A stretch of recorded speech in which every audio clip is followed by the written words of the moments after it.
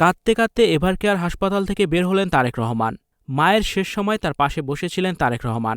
সোমবার জরুরি ভিত্তিতে তাকে জানানো হয় খালেদা জিয়ার শারীরিক অবস্থা একদমই ভালো নয়, তিনি যে কোনো সময় মারা যেতে পারেন। তিনি যেন দ্রুত চলে আসেন তার মাকে দেখতে। খবর পেয়ে দ্রুত স্ত্রী সন্তান ও পরিবারের আরও কয়েকজন নিয়ে সন্ধ্যায় এভারকেয়ার হাসপাতালে পৌঁছান তারেক রহমান।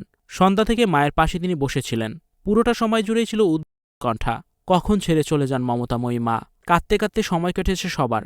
ভোর ৬টায় আল্লাহর ডাকে সাড়া দিয়ে ইহজীবনের মায়া ত্যাগ করে চলে যান বিএনপির আপসীর নেত্রী বেগম খালেদা জিয়া। এভারকেয়ার হাসপাতালে কান্নার রোল পড়ে যায়। ১৭ বছর মায়ের ভালোবাসা থেকে বঞ্চিত হয়েছিলেন তারেক রহমান, আর ১৭টা বছর নিজের ছেলেকে কাছে পাননি খালেদা জিয়া। তারপরও তিনি আপোস করেননি।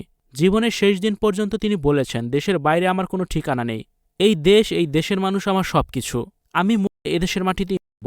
এমনকি তিনি শেষ সময়েও দেশের চিকিৎসা নিতেই চেয়েছিলেন, তিনি বিদেশে চিকিৎসা নিতে চাননি। এমন আপসীর নেত্রী বাংলার মাটিতে আর আসবে না।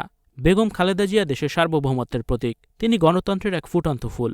দীর্ঘ ৩৮ দিন তিনি চিকিৎসাধীন ছিলেন। সকালে এভারকেয়ার হাসপাতাল থেকে কাঁদতে কাঁদতে বের হন তারেক রহমান। এ সময় তিনি কোনো কথা বলতে পারছিলেন না। কেঁদে কেঁদে তিনি গাড়িতে ওঠেন, এরপর স্থান ত্যাগ করেন। এ সময় গণমাধ্যমের মুখোমুখি হতে পারেনি তারেক রহমান। গাড়ির ভিতরে তাকে কান্নায় ভেঙে পড়তে দেখা গিয়েছে।